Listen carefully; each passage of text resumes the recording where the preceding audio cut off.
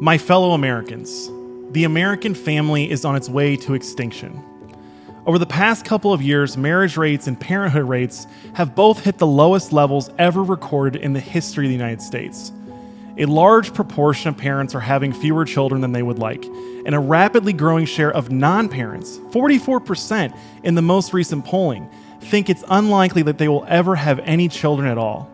And even if you do have a family, if you do have children, you can feel the weight of the entire world against you. Corporations think families are an unwelcome rival to their employees' time, efforts, and loyalty.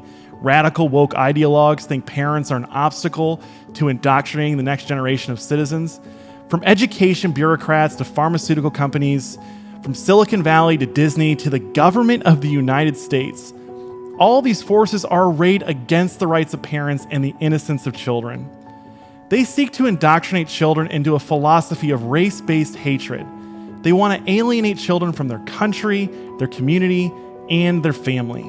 They want to expose children at younger and younger ages to depraved material against their parents' wishes.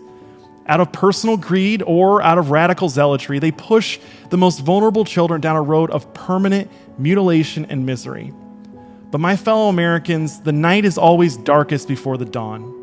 Until recently, it seemed all but certain that they would succeed in their goals. Though the vast majority of the country disagreed with these ideologues, the pro-family movement had little organization or influence, especially in the political arena. The Republican Party was nearly ready to surrender to the woke completely, as they have surrendered on nearly everything else. But the tide has started to turn. Parents shocked the world with the pro-family revolution of 2021, which rejected the left's radical agenda in Virginia and even nearly turned New Jersey into a red state. This show of force has remade the party. Republicans who used to balk at the idea of keeping men out of girls' sports are now signing bans on sex changes for minors. And a handful of true pro-family champions have started to finally emerge, ready, willing, and able to take on every powerful institution in society, if necessary, to protect families from these attacks. I've said it before, and I'm sure I'm going to say it again. We are not up against good arguments. We are not up against smart people. And we certainly aren't up against popular policies. What we are facing is an evil movement that has power and influence across every cultural institution in America. Academia, corporate America, Hollywood, the news media, every institution has been lost, almost without hope.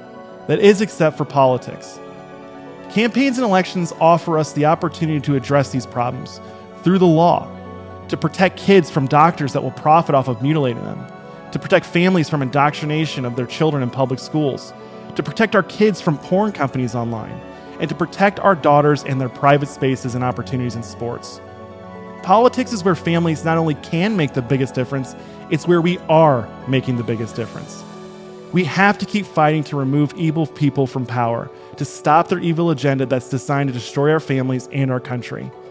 This fight is far from over, but finally, at least, the fight is beginning. And we know that that fight is winnable. I'm Terry Schilling, president of American Principles Project, and if you're ready to join the political fight to save our families and save America, go to AmericanPrinciplesProject.org and sign up today. Everyone in DC has a special interest group. Big pharma, big oil, big tech, but we're big family.